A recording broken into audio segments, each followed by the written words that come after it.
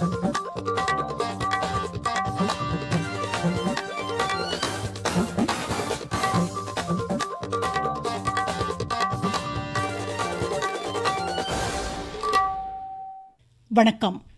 ஆகாஷவாணி மாநில செய்திகள் வாசிப்பவர் பிஸ்மி காலின்ஸ்.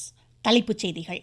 நாடு கடந்த 10 ஆண்டுகளில் மகத்தான மாற்றங்களை கண்டிருப்பதாக பிஜேபி மூத்த தலைவரும் பிரதமருமான திரு நரேந்திர மோடி தெரிவித்துள்ளார். மத்திய அரசின் தனியார் மயமாக்கல் நடவடிக்கைகளால் அரசுத்துறை வேலைவாய்ப்புகள் அகற்றப்படுவதோடு இடஒதுக்கீடும் பறிக்கப்படுவதாக காங்கிரஸ் மூத்த தலைவர் திரு ராகுல்காந்தி குற்றம் சாட்டியுள்ளார்.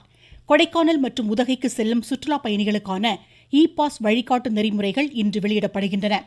தமிழ்நாட்டில் வரும் நாட்களில் வெப்பநிலை மேலும் அதிகரிப்பதற்கான வாய்ப்புகள் உள்ளதாக சென்னை வானிலை ஆய்வு மையம் தெரிவித்துள்ளது. சீன செங்டுவில் தாமஸ் கோப்பை பேட்மிண்டன் ஆடவர் காலிறுதியில் இந்திய அணி சீன அணியை இன்று எதிர்கொள்கிறது. இனி விரிவான செய்திகள். நாடு முழுவதும் 3ஆம் கட்ட மக்களவைத் தேர்தலுக்கான வாகன பேரணிகள் மற்றும் பிரச்சார பொதுக்கூட்டங்கள் மூலம் வாக்கு சேகரிப்பு நடவடிக்கைகள் தீவிரமடைந்துள்ளன.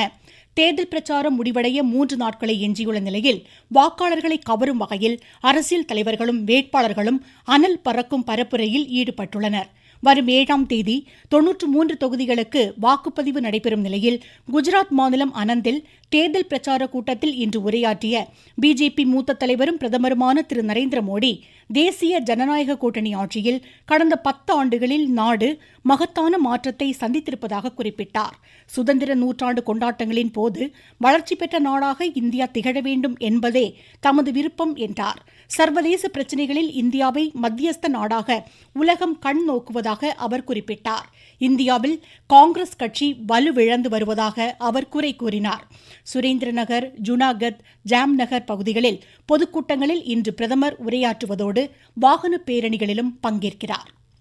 காங்கிரஸ் கட்சியின் மூத்த தலைவர் திரு ராகுல்காந்தி வெளியிட்டுள்ள சமூக வலைதள பதிவில் தலித், பழங்குடியினர் மற்றும் பிற்படுத்தப்பட்ட வகுப்பினருக்கான இடஒதுக்கீட்டை பிஜேபி அரசு பறிப்பதாக குறை கூறியுள்ளார்.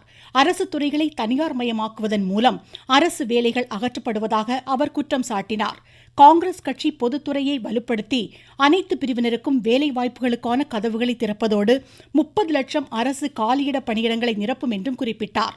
திரு ராகுல்காந்தி கர்நாடக மாநிலம் ஷிமோகா, ராய்ச்சூர் பகுதிகளில் தேர்தல் கூட்டத்தில் இன்று பரப்புரை மேற்கொள்கிறார். பிஜேபி மூத்த தலைவர் திரு அமித்ஷா, சமாஜ்வாடி கட்சித் தலைவர் திரு அகிலேஷ் யாதவ், ராஷ்டிரிய லோக்தள் தலைவர் திரு ஜெயந்த் சௌத்ரி, ஆம் ஆத்மி கட்சிக்காக திருமதி சுனிதா கெஜ்ரிவால் உள்ளிட்டோரும் தேர்தல் பிரச்சாரத்தில் இன்று ஈடுபடுகின்றனர்.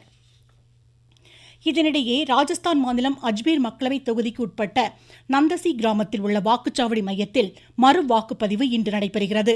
காலை 7 மணிக்கு தொடங்கிய வாக்குப்பதிவு மாலை 5 மணி வரை தொடர்ந்து நடைபெறும். தேர்தல் ஆணையத்தின் உத்தரவிற்கு ஏற்ப இங்கு மறு வாக்குப்பதிவு நடைபெறுகிறது.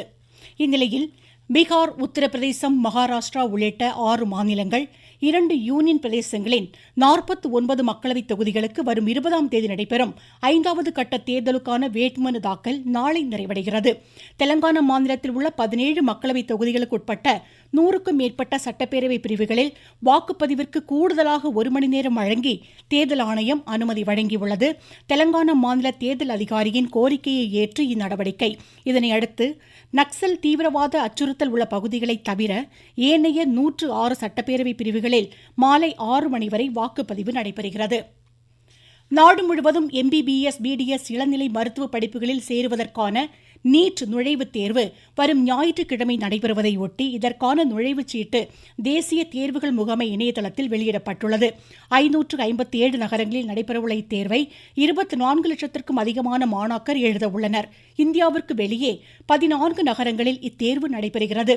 தேர்வுகள் பிற்பகல் 2 மணி முதல் மாலை 5:20 மணி வரை நடைபெறும். 2025ஆம் ஆண்டிற்கான பத்ம விருதுகளுக்கு வரும் செப்டம்பர் 15ஆம் தேதிக்குள் இணையதளத்தில் விண்ணப்பிக்கலாம் என மத்திய அரசு அறிவித்துள்ளது. கல்வி, கலை, இலக்கியம், விளையாட்டு, மருத்துவம், சமூக பணிகள் உள்ளிட்ட துறைகளில் சாதனை புரிந்தவர்கள் www.awards.gov.in என்ற இணையதளத்தில் விண்ணப்பிக்கலாம். நீங்கள் கேட்டுக்கொண்டிருப்பது ஆகாஷவாணியின் மாநில செய்தி அறிக்கை. கொடைக்கானல் மற்றும் உதகைக்கு செல்லும் சுற்றுலா பயணிகளுக்கான இ-பாஸ் தொடர்பான வழிகாட்டு நெறிமுறைகளை தமிழக அரசு இன்று மாலை வெளியிடுகிறது. இ-பாஸ் நடைமுறைக்காக மாநில தகவல் தொழில்நுட்பத்துறை சார்பில் பிரத்யேக இணையதளமும் வெளியிடப்படுகிறது. வாகனங்களுக்கான அனுமதி, உள்ளூர் வாகனங்களுக்கான நடைமுறைகள் போன்ற விவரங்கள் இந்த வழிகாட்டு நெறிமுறையில் இடம்பெறும் என தெரிகிறது. உதகை, கொடைக்கானல் போன்ற மலைப்பகுதிகளுக்கு செல்ல வரும் 7ஆம் தேதி முதல் அடுத்த மாதம் 30ஆம் தேதி வரை இ-பாஸ் கட்டாயமாக்கப்பட்டுள்ளது. வாகன பதிவெண் பலகையில் விதிகளை மீறி ஸ்டிக்கர் ஒட்டப்பட்டிருந்தால் சம்பந்தப்பட்டவர்கள் மீது காவல்துறை மூலம் அபராதம் விதிக்கும் முறை இன்று முதல் அமலுக்கு வருகிறது. முதற்கட்டமாக சென்னையில் போலீஸ், பாதுகாப்புத்துறை என ஸ்டிக்கர் ஒட்டிய வாகனங்களில் மட்டுமே இன்று ஆய்வு நடத்த உள்ளதாக காவல்துறை தெரிவித்துள்ளது. ஊடகங்களில் பணியாற்றுவோர் பெயரில் வாகனம் இருந்தால் அதில் ஊடகம் என்ற ஸ்டிக்கர் ஒட்டிக்கொள்ளலாம் எனவும் காவல்துறை விளக்கமளித்துள்ளது. சேலம் மாவட்டத்தில் கோடைக்கால குடிநீர் தொடர்பான புகார்களுக்கு தாமதமின்றி நடவடிக்கைகளை உடனே மேற்கொள்ளுமாறு மாவட்ட ஆட்சித்தலைவர் திருமதி பிருந்தா தேவி அனைத்து துறை அலுவலர்களை அறிவுறுத்தியுள்ளார். சிவகங்கை மக்களவை தொகுதியில் வாக்கு எண்ணும் மையமான காரைக்குடி அழகப்பா அரசு பொறியியல் கல்லூரியில் தடையில்லா மின் விநியோகம் மூலம் CCTV கேமராக்களால் தீவிர கண்காணிப்பு மேற்கொள்ளப்படுவதாக மாவட்ட தேர்தல் அலுவலர் திருமதி ஆஷா அஜித் தெரிவித்துள்ளார். தமிழகத்தில் கோடை காலத்தில் சீரான மின் விநியோகத்தை உறுதி செய்ய நடவடிக்கை எடுக்கப்பட்டுள்ளதாக தமிழ்நாடு மின் உற்பத்தி மற்றும் பகிர்மான கழகம் தெரிவித்துள்ளது. கோடை விடுமுறையை ஒட்டி கன்னியாகுமரியில் பயணிகளின் வருகை அதிகரித்துள்ளதாக எமது செய்தியாளர் தெரிவிக்கிறார். சர்வதேச சுற்றுலா தலமான கன்னியாகுமரியில் வெளிநாடுகளிலிருந்தும் வெளி மாநிலங்கள், வெளி ஊர்களிலிருந்தும் ஏராளமான சுற்றுலா பயணிகள் குவிந்துள்ளனர். அதிகாலையிலேயே முக்கடலும் சங்கமிக்கும் கன்னியாகுமரிக்கு வருகை தந்து சூரிய உதயத்தை ரசித்து மகிழ்கின்றனர். கடல் நடுவே அமைந்துள்ள விவேகானந்தர் நினைவு பாறைக்கு செல்ல நீண்ட வரிசையில் காத்திருந்து படகில் சென்று பொழுதை கழித்து வருகின்றனர். கன்னியாகுமரியிலிருந்து குமரன். நாமக்கல் மாவட்டத்தில் தொழிலாளர் தினத்தன்று விடுமுறை அளிக்காத 61 நிறுவனங்கள் மீது வழக்கு பதிவு செய்யப்பட்டுள்ளதாக மாவட்ட தொழிலாளர் உதவி ஆணையர் தெரிவித்துள்ளார். ஈரோடு மாவட்டம் புஞ்சை புளியம்பட்டி மாட்டுச்சந்தையில் மாடுகள் குறைந்த விலைக்கு விற்பனையானதால் விவசாயிகள் கவலையடைந்துள்ளனர்.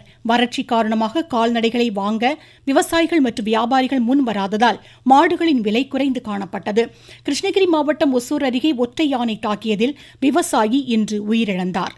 ஜவளகிரி வனச்சரகத்திற்கு உட்பட்ட பகுதிகளில் யானை நடமாட்டம் இருப்பதால் பொதுமக்கள் பாதுகாப்பாக இருக்குமாறு மாவட்ட வனத்துறை கேட்டுக் கொண்டுள்ளது. அரியலூர் மாவட்டத்தில் சமுதாய வளர்ச்சிக்கு சேவையாற்றும் இளையோர் முதலமைச்சர் மாநில இளையோர் விருது பெற வரும் 15ஆம் தேதிக்குள் விண்ணப்பிக்கலாம் என்று ஆட்சித்தலைவர் திருமதி ஆனி மேரி ஸ்வர்ணா தெரிவித்துள்ளார். பிரபல திரைப்பட பின்னணி பாடகி உமா ரமணன் உடல்நலக்குறைவு காரணமாக சென்னையில் நேற்றிரவு உயிரிழந்தார். அன்னாருக்கு வயது 69. பூங்கதவே தாழ்த்திரவாய், பூபாளம் இசைக்கும் உள்ளிட்ட நூற்றுக்கணக்கான திரைப்பட பாடல்களை இவர் பாடியுள்ளார். அன்னாரது இறுதிச் சடங்கு சென்னையில் இன்று நடைபெறுகிறது. தமிழ்நாட்டில் அடுத்து வரும் நாட்களில் வெப்பநிலை அதிகரிப்பதற்கான வாய்ப்புகள் உள்ளதாக சென்னை வானிலை ஆய்வு மையத்தின் தென் மண்டல தலைவர் திரு பாலச்சந்திரன் தெரிவித்துள்ளார். அடுத்து வரக்கூடிய இதில் கிட்டத்தட்ட 39 டிகிரிலிருந்து 42 டிகிரி வரைக்கும் பதிவாகக்கூடிய வாய்ப்பில் தமிழக பகுதியில் இருக்கக்கூடிய பார்க்கும். பெரும்பாலும் 2 to 4 டிகிரி செல்சியஸ் இயல்பை விட அதிகமாக இருக்கக்கூடிய வாய்ப்பு இருக்கிறது. அதை தவிர்த்து அவ்வப்பொழுது ஏற்படக்கூடிய மாற்றங்கள் நம்ம கணித்து சொல்லும் பொழுது மேகக்கூட்டங்களுடைய அமைப்பு வரக்கூடிய காலகட்டத்தில் எப்படி இருக்குமோ அதை பொறுத்து தான் பழையங்களுடைய இது இருக்கக்கூடிய பார்க்கிறோம். இதனிடையே கரூர் பரமத்தியில் அதிகபட்ச வெப்பநிலையாக 44 டிகிரி செல்சியஸ் வெப்பம் இன்று பதிவானது. இது இயல்பை விட 7.2 டிகிரி செல்சியஸ் அதிகமாகும். வேலூர், ஈரோடு, திருச்சியில் 43 டிகிரி செல்சியஸிற்கு அதிகமாகவும், திருத்தணியில் 42.5 டிகிரி செல்சியஸும் வெப்பம் இன்று பதிவானது. மாநிலத்தில் 10 இடங்களில் அதிகபட்ச வெப்பநிலை 40 முதல் 42 டிகிரி செல்சியஸ் வரை பதிவாகியுள்ளது. வேலூரில் கடந்த 10 நாட்களாக வெயிலின் தாக்கம் அதிகரித்து காணப்படுவதாக எமது செய்தியாளர் தெரிவிக்கிறார். வேலூர் மாவட்டத்தில் கடந்த 10 நாட்களுக்கு மேலாக 100 டிகிரியிலிருந்து 106 டிகிரி வரை வெப்பத்தின் தாக்கம் இருந்தது. நேற்று அதிகபட்சமாக 111 டிகிரி வெயில் வேலூரில் பதிவானது. வெயிலின் தாக்கத்தை தணிக்க நுங்கு, தர்பூசணி, இளநீர், பப்பாளி உள்ளிட்ட பழ வகைகளை பொதுமக்கள் பயன்படுத்தி வெப்பத்திலிருந்து தங்களை பாதுகாத்து வருகின்றனர். வேலூரிலிருந்து மோகன். சீன செங்டுவில் நடைபெறும் தாமஸ் கோப்பை பேட்மிண்டன் ஆடவர் காலிறுதியில் இன்று இந்திய அணி சீன அணியை எதிர்கொள்கிறது. முன்னதாக நடைபெற்ற இறுதி லீக் ஆட்டத்தில் இந்தியா இந்தோனேஷியாவிடம் 1-4 என்ற கணக்கில் தோல்வியடைந்தது.